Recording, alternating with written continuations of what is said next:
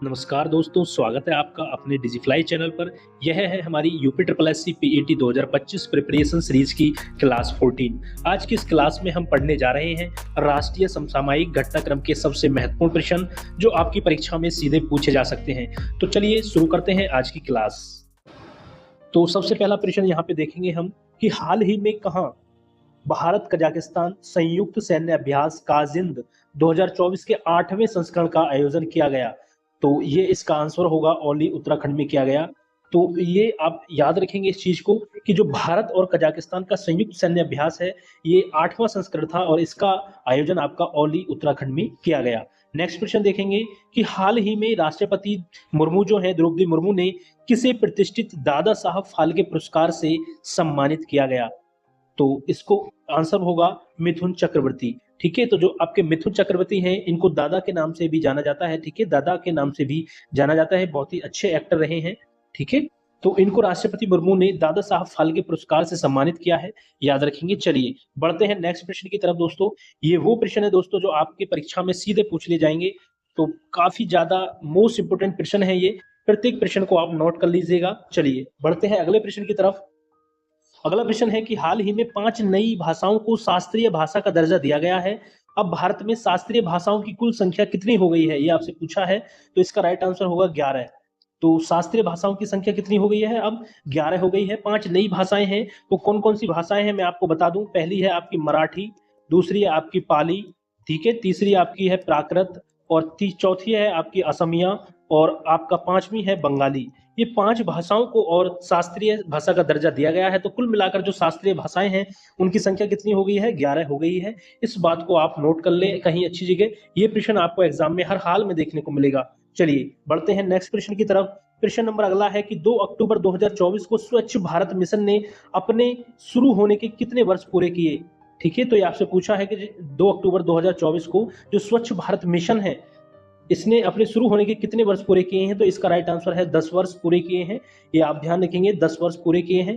तो आपको दोस्तों स्वच्छ भारत मिशन, ये आपको कमेंट करके बताना है कि इसकी शुरुआत कब हुई थी स्वच्छ भारत मिशन की। तो ये आपको कमेंट करके हमें बताना है। चलिए बढ़ते हैं नेक्स्ट प्रश्न की तरफ।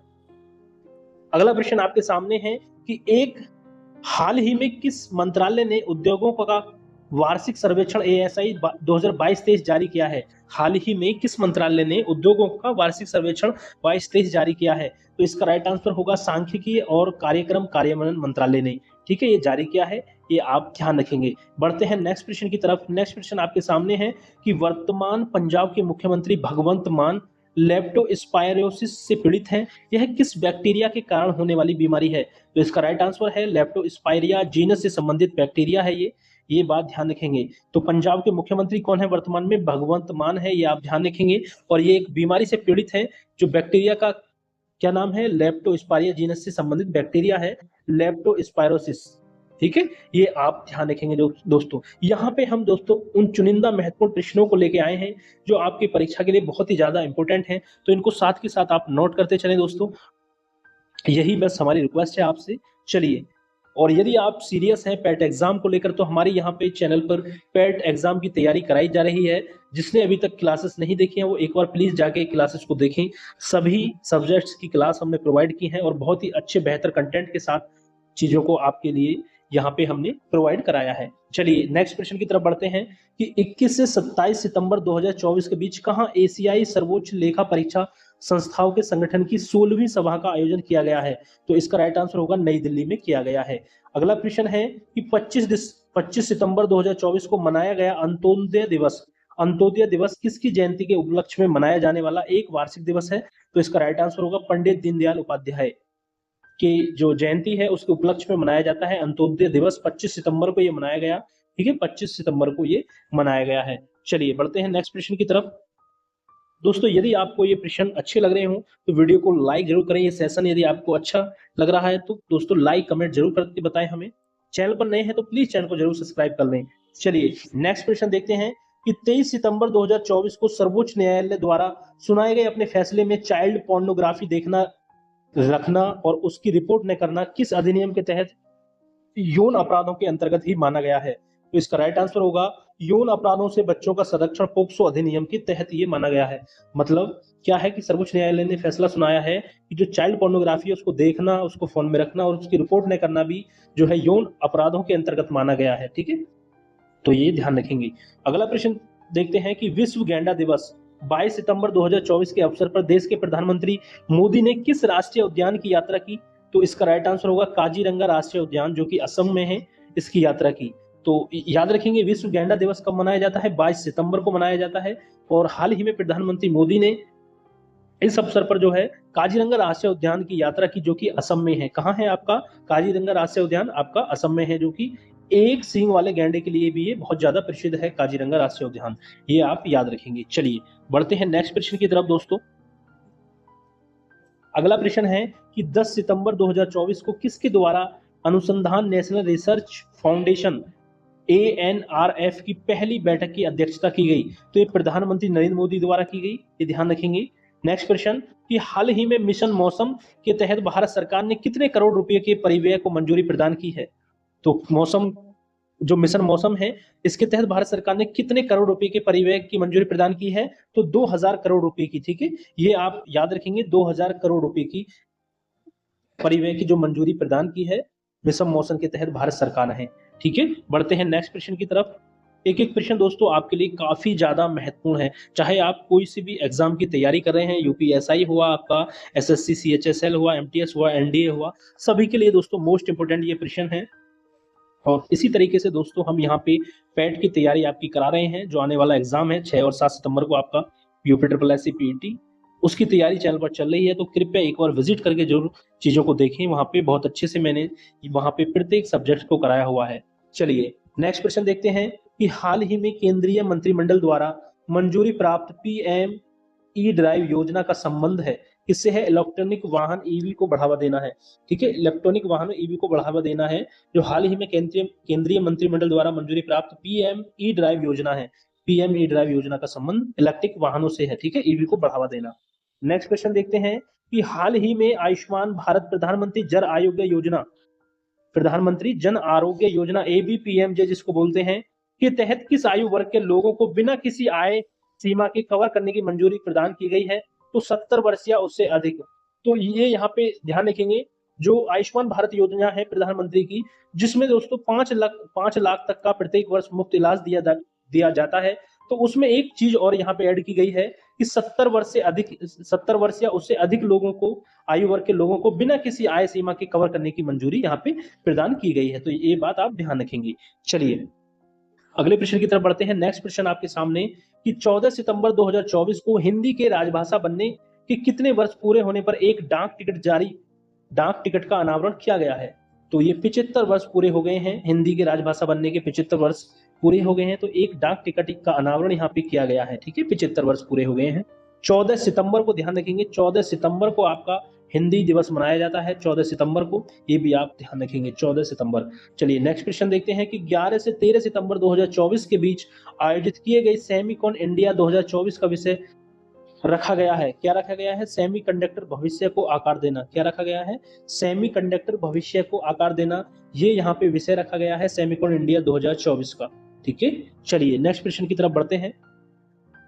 दोस्तों शेयर जरूर करिएगा इस क्लास को, यदि आपको पसंद आ रही हो तो लाइक भी साथ के साथ करिएगा, और चैनल पर नए हैं तो चैनल के साथ जरूर जुड़िएगा। चलिए, क्योंकि यहाँ पे कॉम्पिटिटिव एग्जाम की तैयारी दोस्तों आपकी लगातार यहाँ पे कराई जाती रहेगी। चलिए अगला प्रश्न है कि 12 सितंबर 2024 को किस ऐतिहासिक लड़ाई की 127वीं वर्षगांठ मनाई गई? ठीक है, तो सारागढ़ी की लड़ाई थी, ऐतिहासिक लड़ाई थी सारागढ़ी की लड़ाई, जिसकी 127 वर्ष पूरे हुए, 127वीं वर्षगांठ मनाई गई 12 सितंबर 2024 को। ठीक है, चलिए नेक्स्ट प्रश्न देखेंगे। हाल ही में अरावली में एक शोध सर्वेक्षण के दौरान हरियाणा के दमदमा क्षेत्र में इंडो टेस्टुडो एलोंगाटा कछुआ देखा गया। यह IUCN की संकटग्रस्त प्रजातियों की लाल सूची में किस रूप में सूचीबद्ध किया गया है? तो गंभीर रूप से संकटग्रस्त सूची में ये यहाँ पे सूचीबद्ध किया गया है। तो जो रेड डाटा बुक है, तो वो किससे संबंधित है? जो संकटग्रस्त प्रजाति हैं उससे संबंधित है, और इसको जारी कौन करता है? तो IUCN जारी इसको करता है, रेड डाटा बुक को। इसमें संकटग्रस्त प्रजातियों को सूचीबद्ध किया गया है, ये आप ध्यान रखेंगे। चलिए नेक्स्ट प्रश्न की तरफ बढ़ते हैं। नेक्स्ट प्रश्न आपके सामने है कि हाल ही में मोलेम राष्ट्रीय उद्यान, जहां एक ट्रांसमिशन लाइन परियोजना को राष्ट्रीय वन्यजीव बोर्ड SCNBWL की स्थायी समिति द्वारा मंजूरी दी गई है, किस राज्य में अवस्थित है? तो ये आपका गोवा राज्य में स्थित है, ये आप ध्यान रखेंगे। नेक्स्ट प्रश्न कि 12 सितंबर 2024 को भारतीय कम्युनिस्ट पार्टी मार्क्सवादी के महासचिव सीताराम येचुरी का निधन हो गया। वह किस वर्ष के बीच राज्यसभा सांसद रहे थे? तो वो 2005 से लेकर 2017 के बीच राज्यसभा के सांसद रहे सीताराम येचुरी, जो कि भारतीय कम्युनिस्ट पार्टी मार्क्सवादी के महासचिव थे। इनका निधन हो गया है 12 सितंबर 2024 को, ठीक है, ये आप ध्यान रखेंगे। तो ये 2005 से लेकर 2017 के बीच जो है सांसद रहे राज्यसभा के। नेक्स्ट प्रश्न की तरफ बढ़ते हैं। प्रश्न है आपके सामने कि हाल ही में किसे वर्ष 2024 का जैक्सन वाइल्ड लेगेसी पुरस्कार से सम्मानित किया गया है? तो प्रसिद्ध फिल्म निर्माता और संरक्षणवादी माइक पांडे को, किसको? प्रसिद्ध फिल्म निर्माता और संरक्षणवादी माइक पांडे को यहाँ पे सम्मानित किया गया है जैक्सन वाइल्ड लेगेसी पुरस्कार से, ठीक है। चलिए याद रखेंगे इस बात को और नोट कर लीजिएगा, प्रत्येक प्रश्न को नोट कर लीजिएगा दोस्तों। एक एक प्रश्न आपके लिए बहुत ही ज्यादा महत्वपूर्ण है, यहीं से आपको परीक्षा में प्रश्न देखने को मिलेंगे, ये आप ध्यान रखिएगा। चलिए नेक्स्ट क्वेश्चन देखते हैं कि हाल ही में छत्तीसगढ़ के जसपुर जिले के महुआपानी गांव जो आजादी के बाद पहली बार बिजली कनेक्शन मिलने के कारण चर्चा में है, यहाँ किस जनजाति का निवास स्थान है? तो यहाँ कोरवा जनजाति का निवास स्थान है। और ये चर्चा में क्यों है? क्योंकि आजादी के बाद यहाँ पहली बार बिजली कनेक्शन मिला है। ये गांव है महुआपानी गांव है जसपुर, छत्तीसगढ़ के जसपुर जिले में है। ये छत्तीसगढ़ के जसपुर जिले में ये एक गांव है, महुआपानी गांव का इसका नाम है। आजादी के बाद पहली बार बिजली कनेक्शन यहाँ मिला है। तो यहाँ किस जनजाति का निवास स्थान है? कोरवा जनजाति। कौन सी? कोरवा जनजाति का निवास स्थान है, ये ध्यान रखेंगे। बढ़ते हैं अगले प्रश्न की तरफ और ये लास्ट प्रश्न है दोस्तों इस वीडियो का कि हाल ही में केंद्र सरकार ने अंडमान एवं निकोबार द्वीप समूह जो है की राजधानी पोर्ट ब्लेयर का नाम बदलकर क्या किया है? तो श्री विजयपुरम कर दिया है। याद रखेंगे, बहुत ही ज्यादा इंपोर्टेंट प्रश्न है कि जो आपका अंडमान एवं निकोबार द्वीप समूह है उसकी राजधानी क्या है? उसकी राजधानी है पोर्ट ब्लेयर। तो इस पोर्ट ब्लेयर जो राजधानी है पोर्ट ब्लेयर, इसका नाम बदल के रख दिया है श्री विजयपुरम। तो अब अंडमान एवं निकोबार की राजधानी क्या होगी? श्री विजयपुरम होगी, ये आप ध्यान रखेंगे दोस्तों, ठीक है। तो ये था इस वीडियो का लास्ट प्रश्न। तो दोस्तों आज की क्लास 14 में हमने देखा राष्ट्रीय समसामयिक घटनाक्रम के महत्वपूर्ण प्रश्न। उम्मीद है कि आपकी UPSSC PAT 2025 की तैयारी में बहुत मदद करेगा। अगर ये वीडियो अच्छा लगा हो तो वीडियो को इसे लाइक करें और शेयर करें और डिजिफ्लाई चैनल को सब्सक्राइब करना ना भूलें, ताकि आपको क्लास 15 और आने वाले सभी महत्वपूर्ण लेक्चर सबसे पहले मिल सकें। दोस्तों धन्यवाद, जय हिंद, जय भारत। मिलते हैं बहुत जल्द अगली वीडियो में।